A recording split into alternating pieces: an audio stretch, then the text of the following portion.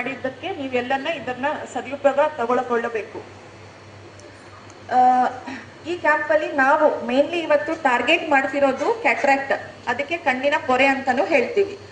ಕಣ್ಣಿನ ಪೊರೆ ಅಂತಂದ್ರೆ ನಮ್ ಎಲ್ರಿಗೂ ಏನಪ್ಪ ಬರೀ ವಯಸ್ಸಾದವ್ರಿಗೆ ಬರುತ್ತಂತ ಅನ್ಕೊಂಡಿದೀವಿ. ಹೌದಲ್ಲ? ಕಣ್ಣಿನ ಪೊರೆ ಅಂತಂದ್ರೆ ಅಜ್ಜಿಗೆ ಅಷ್ಟೇ ಬರುತ್ತೆ ಅಂತ ಅನ್ಕೊಂಡಿವಿ. ಇಲ್ಲ, ಕಣ್ಣಿನ ಪೊರೆ ಹುಟ್ಟಿದ ಕೂಸಿಗೂ ಆಗಬಹುದು, ಸ್ಕೂಲ್ ಹೋಗೋದ್ ಮಕ್ಕಳಿಗೂ ಇರಬಹುದು, ವಯಸ್ಸಾದವರಿಗೂ ಆಗಬಹುದು. ಬಟ್ ಇವತ್ತು ನಾವು ಮೇನ್ಲಿ ವಯಸ್ಸಾದವರಿಗೆ ಆಗುವ ಪೊರೆಗೆ ಟಾರ್ಗೆಟ್ ಮಾಡ್ತಿದೀವಿ.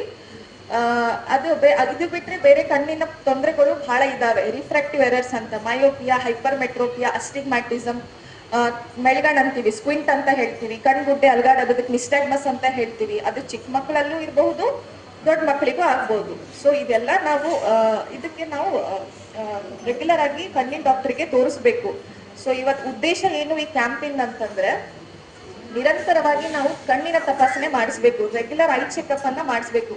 ಎಷ್ಟು ರೆಗ್ಯುಲರ್ ಅಂತ ನೀವು ಕೇಳಬಹುದು. ವರ್ಷಕ್ಕೆ ಒಂದ್ಸರ್ತಿ ಆದ್ರೂ ಕಣ್ಣಿನ ತಪಾಸಣೆ ಮಾಡಿಸ್ಬೇಕು. ಕಾಣಿಸ್ತದ್ರಿ ನಾ ಯಾಕೆ ಹೋಗ್ಬೇಕು ಅಂತ ತಲೆಯಿಂದ ತೆಗೆದ್ ಬಿಡ್ಬೇಕು.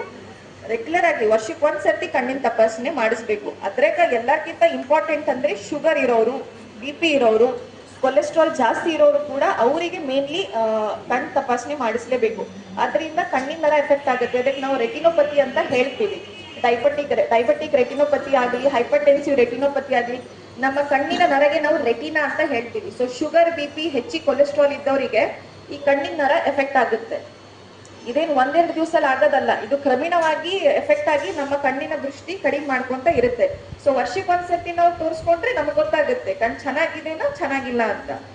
ಇನ್ನೊಂದು ಎಲ್ರಿಗೂ ಗೊತ್ತಿದ್ದಂಗೆ ಕೋವಿಡ್ ನಂತರ ಡಿಜಿಟಲ್ ಸ್ಕ್ರೀನ್ ಅಥವಾ ಸ್ಕ್ರೀನ್ ಟೈಮ್ ಅಂತೀವಲ್ಲ, ಟಿವಿ ಆಗಲಿ, ಲ್ಯಾಪ್ಟಾಪ್, ಕಂಪ್ಯೂಟರ್, ಮೊಬೈಲು ಬಳಕೆ ತುಂಬಾ ಜಾಸ್ತಿ ಆಗಿದೆ. ಎಸ್ಪೆಷಲಿ ಸಣ್ಣ ಮಕ್ಕಳಲ್ಲ, ದೊಡ್ಡವರಲ್ಲಿ ಕೂಡ ಜಾಸ್ತಿ ಆಗಿದೆ.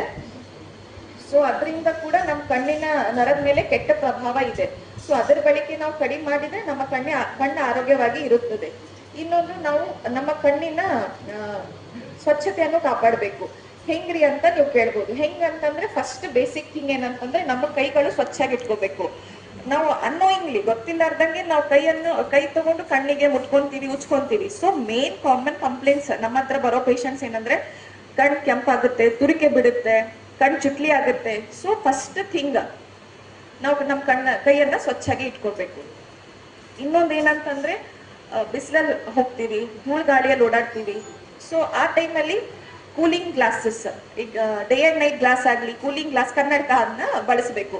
ಈಗ ಬಹಳಷ್ಟು ಜನ ಹೊಲದಲ್ಲಿ ಕೆಲಸ ಮಾಡ್ತೀವಿ, ಚಸ್ಮಾ ಹಾಕೊಳ್ಳಕ್ಕೆ ಕಷ್ಟ ಅಂತ ಹೇಳ್ತಾರೆ. ಬಟ್ ನಾವ್ ಅದನ್ನ ಅಭ್ಯಾಸ ಮಾಡ್ಕೋಬೇಕು. ಯಾಕಂದ್ರೆ ಸೂರ್ಯ ಕಿರಣಗಳು, ಎಸ್ಪೆಷಲಿ ಅಲ್ಟ್ರಾವೈಲೆಟ್ ರೇಸ್ ಅಂತ ಹೇಳ್ತೀವಲ್ಲ, ಅದು ಶಾರ್ಟರ್ ವೇವ್ ಲೆಂತ್ ಇರುತ್ತೆ. ಅದು ನಮ್ಮ ಕಣ್ಣಿನ ನರಗೆ ತುಂಬಾನೇ ಡೇಂಜರಸ್. ಸೊ ರೆಗ್ಯುಲರ್ ಆಗಿ ನಾವು ಬಹಳ ಬಿಸಿಲಿಗೆ, ಈಗ ನೆಕ್ಸ್ಟ್ ಒಂದ್ ತಿಂಗಳಲ್ಲಿ ಬೇಸಿಗೆ ಕಾಲ ಶುರು ಆಗುತ್ತೆ. ಸೊ ಆ ಟೈಮಲ್ಲಿ ಕೂಡ ನಾವು ಅದು ಪ್ರೊಟೆಕ್ಟಿವ್ ಗ್ಲಾಸಸ್, ಕೂಲಿಂಗ್ ಗ್ಲಾಸ್ ಬಳಕೆ ಮಾಡಿದ್ರೆ ಕಣ್ಣಿನ ಪೊರೆ ಬರೋದು ಸ್ವಲ್ಪ ಡಿಲೇ ಆಗಬಹುದು. ಇನ್ನೊಂದು, ಪೌಷ್ಟಿಕ ಆಹಾರ ಸೇವನೆ ಮಾಡಬೇಕು. ಇದರಿಂದ ನಮ್ಮ ಕಣ್ಣಿನ ನರ ಆರೋಗ್ಯವಾಗಿ ಇರುತ್ತೆ. ಆಮೇಲೆ ಹೈಡ್ರೇಷನ್, ನಮ್ಮ ದೇಹದಲ್ಲಿ ನೀರಿನ ಅಂಶ ಕೂಡ ಚೆನ್ನಾಗಿ ಮೇಂಟೈನ್ ಮಾಡಬೇಕು.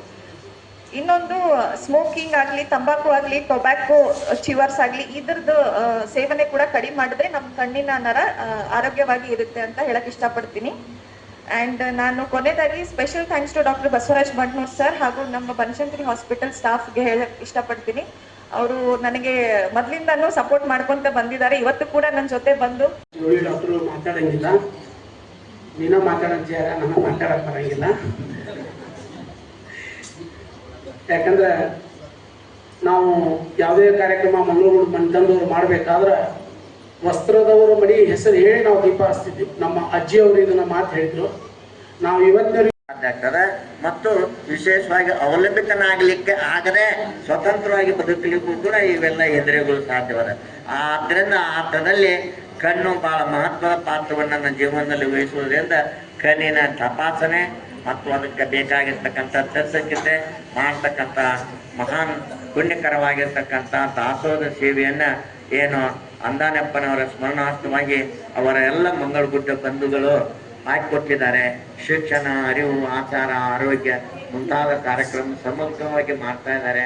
ಅದಕ್ಕೆ ಆ ಕುಟುಂಬ ಈ ಸೇವೆ ಮಾಡ್ತಕ್ಕಂಥ ಅವರೆಲ್ಲರೂ ಅವ್ರು ಹೇಳಿದ್ರು ಸ್ವಂತಗಳೆಲ್ಲ ಹಂಚುತ್ತಿದ್ದಾರೆ. ತಮ್ಮ ಮಕ್ಕಳಿಗೆ, ಮನೆಗೆ ಎಲ್ಲ ಇಡೀ ಕುಟುಂಬವನ್ನೇ ಭಾಳ ನಾವೆಲ್ಲ ಚೆನ್ನಾಗಿದ್ದಾಗ ನೋಡ್ತಿದ್ವಿ.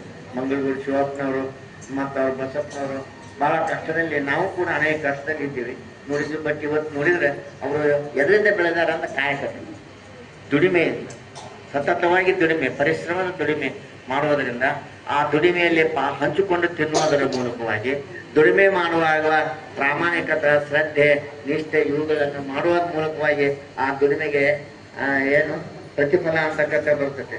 ಏನು ಆ ಲಕ್ಷ್ಮಿ ಎಲ್ಲಿರ್ತದಂದ್ರೆ ಉದ್ಯೋಗಿನ ಪುರುಷ ಶೋಮ ಉಪೈಕಿ ಲಕ್ಷ್ಮಿ ಅಂತ ಒಂದು ಆರ್ಯವತ್ತಿ ಬರ್ತದೆ. ಯಾವ ದುಡಿಮೆ ಮಾಡ್ತಾ ಇರ್ತಾನೆ ಎಂತವ ಪುರುಷ ಶಿವ. ಶಿವ ಅಂದ್ರೆ ಭಯಂಕರ ಬಲಾಢ್ಯವಾಗಿರ್ತಕ್ಕಂಥ ಆ ಪುರುಷ ಶಿವನ ಸ್ವರೂಪದಲ್ಲಿ ಉದ್ಯೋಗ ಮಾಡ್ತಕ್ಕಂಥ